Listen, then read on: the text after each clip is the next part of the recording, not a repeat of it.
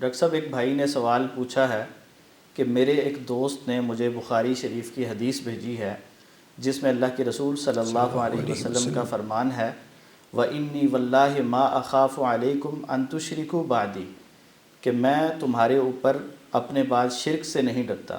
تو کیا اس امت میں شرک نہیں ہو سکتا؟ عام طور پر یہ دعویٰ بھی کیا جاتا ہے کہ کلمہ پڑھنے والا وہ شرک نہیں کر سکتا اور امت محمدیہ میں شرک نہیں ہے۔ الحمدللہ والصلاة والسلام علی رسول اللہ، اما بعد۔ نبی صلی اللہ علیہ وسلم کا یہ فرمان کہ مجھے تمہارے بارے میں شرک کا خطرہ نہیں ہے، شرک کا اندیشہ نہیں ہے، اس کا کیا مطلب ہے؟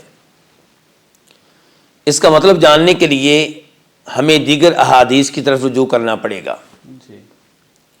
پہلے نمبر پہ یہ کہ بخاری شریف کی دوسری حدیث ہے جس میں فرماتے ہیں نبی کریم صلی اللہ علیہ وسلم فَوَاللَّهِ لَلْفَقْرَ أَخْشَى عَلَيْكُمْ، اللہ کی قسم مجھے تمہارے بارے میں یہ خطرہ نہیں ہے کہ تم فقیر ہو جاؤ گے، تم مسکین ہو جاؤ گے۔ میرا سوال یہ ہے شیخ صاحب کہ کیا امت مسلمہ میں فقر، مسکینی، غربت موجود ہے یا موجود نہیں ہے؟ ہر آدمی اپنے آپ کو فقیر سمجھ رہا ہے۔ کثرت کے ساتھ غربت امت مسلمہ میں موجود ہے۔ جی، فقیروں کی تعداد امت مسلمہ میں بہت زیادہ ہے، جبکہ نبی علیہ الصلوۃ والسلام نے ارشاد فرمایا تھا کہ مجھے تمہارے بارے میں یہ خطرہ نہیں ہے کہ تم فقیر ہو جاؤ گے۔ تو اس دوسری حدیث سے پتہ چلا کہ پہلی حدیث کا مفہوم وہ نہیں ہے جو لوگ بیان کرتے ہیں۔ حدیث وہ بھی صحیح، حدیث یہ بھی صحیح، لیکن حدیث کا معنی و مفہوم سمجھنے میں ہمارے دوستوں کو غلطی لگ رہی ہے۔ حدیث کا مفہوم کیا ہے کہ مجھے نہیں خطرہ کہ تم شرک کرو گے، مراد یہ ہے کہ میرے صحابہ کرام مجھے تم سے یہ خطرہ نہیں ہے کہ تم شرک میں مبتلا ہو جاؤ گے، کیونکہ تمہاری تربیت میں نے کی ہے، کیونکہ تم اس امت کے عظیم ترین لوگ ہو، تمہارے بارے میں مجھے خطرہ نہیں ہے کہ تم شرک میں مبتلا ہو جاؤ گے۔ یہ ایک مفہوم ہے۔ دوسرا مفہوم اس حدیث کا یہ بیان کیا گیا ہے کہ مجھے یہ خطرہ نہیں ہے کہ میری پوری امت شرک میں مبتلا ہو جائے گی۔ ہر زمانے میں ایسے لوگ رہیں گے جو توحید خالص کے اوپر ہوں گے۔ یہ مفہوم نہیں ہے کہ آپ کی امت میں شرک بالکل نہیں ہوگا، اس حدیث کا یہ مفہوم بالکل نہیں ہے۔ ایسے ہی جیسے دوسری حدیث کا مطلب یہ ہے کہ اے میرے صحابہ کرام مجھے تمہارے بارے میں یہ خطرہ نہیں ہے کہ تم فقیری میں مبتلا ہو جاؤ گے۔ اب تو مال آنا شروع ہوا ہے، اب تو خوشحالی کا زمانہ اس کا آغاز ہو رہا ہے، تو تمہارے بارے میں مجھے یہ خطرہ نہیں ہے کہ تم فقیر ہو جاؤ گے۔ تو پہلی حدیث سے مراد بھی صحابہ کرام، دوسری حدیث سے مراد بھی صحابہ کرام، یا آپ یہ کہہ سکتے ہیں کہ پہلی حدیث سے مراد پوری امت مسلمہ ہے۔ اس امر کی تائید کے طور پہ ہم دیگر کئی احادیث سے بھی مدد لے سکتے ہیں۔ مثال کے طور پہ نبی کریم صلی اللہ علیہ وسلم کی زندگی کے آخری لمحات ہیں، حدیث بخاری شریف کی، روایت کرنے والے کون؟ عبداللہ ابن عباس رضی اللہ تعالیٰ عنہما، آپ کے چچا کے بیٹے۔ روایت کرنے والے کون؟ سیدہ عائشہ ام المؤمنین رضی اللہ تعالی عنہا۔ دونوں کہتے ہیں کہ جب نبی علیہ الصلوۃ والسلام کی زندگی کے آخری لمحات تھے تو آپ اپنے چہرے پہ کبھی چادر لیتے اور کبھی اتار دیتے۔ چہرے پہ چادر لیتے، سانس گھٹنے لگتا تو اتار دیتے تھے، اور انہی لمحات میں آپ یہ ارشاد فرما رہے تھے لعنت اللہ علی الیہود والنصارى اتخذوا قبور انبیائہم مساجد، کہ اللہ کی لعنت ہو یہودیوں پہ، اللہ کی لعنت ہو عیسائیوں پہ۔ کیوں؟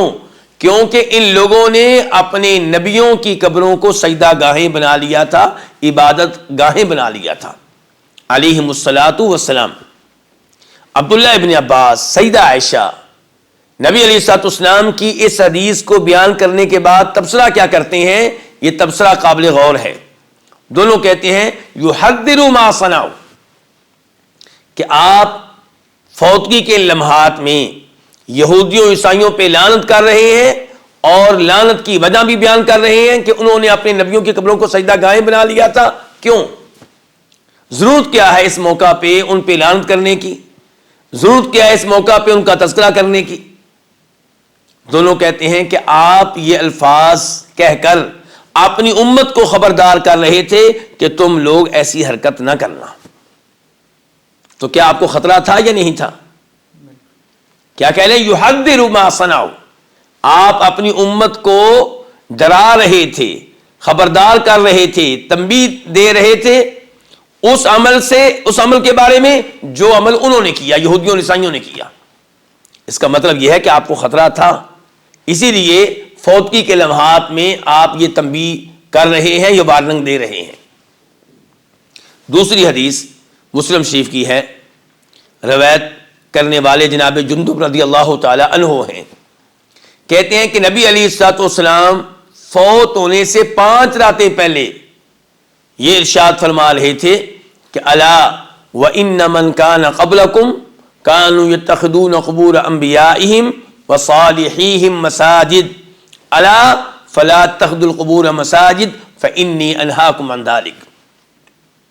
کہ لوگوں میری بات دھیان سے سن لو، توجہ سے سن لو کہ تم سے پہلے لوگوں نے اپنے نبیوں علیہ الصلوۃ والسلام اور اپنے اولیاء اور صالحین کی قبروں کو سجدہ گاہیں بنا لیا تھا. تم یہ کام نہ کرنا، میں تمہیں اس کام سے منع کر رہا ہوں. کیوں منع کر رہے ہیں اگر خطرہ نہیں ہے تو؟ کیوں خبردار کر رہے ہیں اگر اندیشہ نہیں ہے تو ان احادیث سے پتہ چلا کہ آپ کو خطرہ تھا کہ آپ کے بعد آپ کی امت کے لوگ شرک میں مبتلا ہو سکتے ہیں. اس کے ساتھ ساتھ شیخ صاحب وہ احادیث جن میں نبی علیہ الصلوۃ والسلام یہ بیان کرتے ہیں کہ قیامت آنے سے پہلے عربوں کے کئی قبائل ایسے ہوں گے جن کی عورتیں شرک کا ارتکاب کریں گی، آپ نے صاف صاف بیان کیا ہے. تو خلاصہ کلام یہ ہے کہ شرک کا اندیشہ موجود تھا اور خود آپ کو بھی اس کا احساس تھا، اور آج ہم عملی طور پہ دیکھ رہے ہیں کہ بہت سے کلمہ پڑھنے والے کلمہ توحید پڑھنے کے باوجود نبی علیہ الصلوۃ والسلام کو اپنا نبی، قائد اور پیشوا ماننے کے باوجود شرک کا ارتکاب کرتے ہیں. انہوں نے انبیاء کرام علیہ الصلوۃ والسلام کی قبروں کو سجدہ گاہیں بنایا ہوا ہے، اولیاء کی قبروں کو سجدہ گاہیں بنایا ہوا ہے. یاد رہے کہ کسی بھی نبی یا کسی بھی ولی کی قبر کے پاس آ کر سجدہ کرنا جائز نہیں ہے، چاہے یہ سجدہ آپ اللہ کے لیے کر رہے ہوں. ان کی قبروں کے پاس آ کر بکرے ذبح کرنا جائز نہیں ہے، چاہے آپ یہ بکرے اللہ کے نام پہ ذبح کر رہے ہوں. تو اس کے بارے میں کیا کہیں گے جو قبر کے پاس آ کے صاحب قبر کو سجدہ کر رہا ہو؟ اس کے بارے میں کیا کہیں گے؟ اللہ رب العزت سے دعا ہے کہ اللہ تعالی ہمیں ہر طرح کے شرک سے، ہر طرح کی بدعات سے محفوظ رکھے، اور اللہ رب العزت ہمیں صحیح معنوں میں توحید کا معنی و مفہوم سمجھنے کی توفیق عنایت فرمائے. وآخر دعوانا الحمد للہ رب العالمین.